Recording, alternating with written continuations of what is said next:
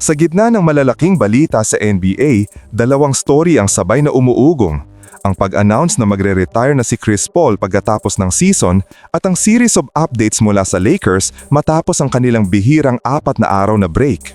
Lahat ng ito may bigat at may epekto sa Western Conference race. Nagsimula ang ingay nang maglabas ng pahayag si JJ Redick tungkol kay Chris Paul, isa sa mga pinakamatagal, pinakarespetado at pinaka-consistent na guard sa kasaysayan ng liga.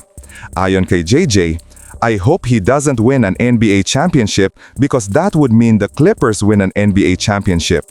That's who Chris Paul is. He's the ultimate winner." Diretso, matapang at may halong biro pero malinaw ang point, mataas ang respeto niya kay CP3. Sa ika-21 season at final year ni Chris Paul, bit-bit niya ang 12 All-Star appearances, 11 All-NBA selections, pagiging Rookie of the Year at pagiging bahagi ng NBA 75 list. Sa haba ng karera ni CP3, hindi na bago ang narrative na isa siyang floor general na kayang baguhin ang identity ng kahit anong team. Samantala, sa Lakers camp, isang bihirang 4 na araw na break ang nakuha nila, isang pahinga na halos hindi nangyayari sa mid-season grind. Ayon kay JJ Redick, malaking tulong ang break na ito, hindi lang para magpahinga, kundi para i-reset ang team mentally at physically. Sinabi niya na, "Getting through this week healthy, we feel like we got better but also broke up the monotony." Ibig sabihin, hindi lang pahinga ang nangyari, may internal development at focus na inayos ng grupo. Kasama na rito ang team-wide pickleball tournament na naging viral dahil sa sobrang competitive ng players. Ayon kay JJ, "Unsurprisingly, it was very competitive. A lot of trash talking. Classic Lakers, kahit sa minigames, seryoso." Sa practice update naman, hindi nakasama si DeAndre Ayton dahil sa illness, pero expected na mag-travel pa rin papuntang Utah.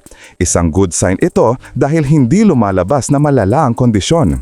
Importante ang presence niya lalo na sa upcoming matchups na may big men threats. Dagdag pa, nagbigay ng insight si Marcus Smart tungkol sa experience niya playing with LeBron James. Ayon sa kanya, "To be able to learn and pick his brain, it definitely feels different." Malinaw na mabilis ang chemistry building sa pagitan ng dalawang veterans. At syempre, viral clip na naman si LeBron matapos niyang sabihin kay Rui sa drill, "Sorry I messed up your drill, dog." Light moment pero makikita mo ang positive environment sa loob ng grupo. Ang pagre-retire ni Chris Paul ay malaking shift sa liga. Isa siyang teknikal, disiplinado at mataas ang basketball IQ na point guard, isang breed na bihira na nayon. Habang sa Lakers naman, mahalaga ang 4 na araw na break dahil nagbibigay ito ng reset bago pumasok sa mas mabigat na schedule. Ang chemistry moments, ang pagiging vocal ni LeBron at insights ni Marcus Smart ay indicators na internally alam nilang mas kailangan nilang mag-focus kung gusto nilang tumalon sa standings. I-comment ninyo na lang po sa ibaba ang inyong opinion at huwag kalimutang mag-subscribe sa aking channel. Maraming salamat po!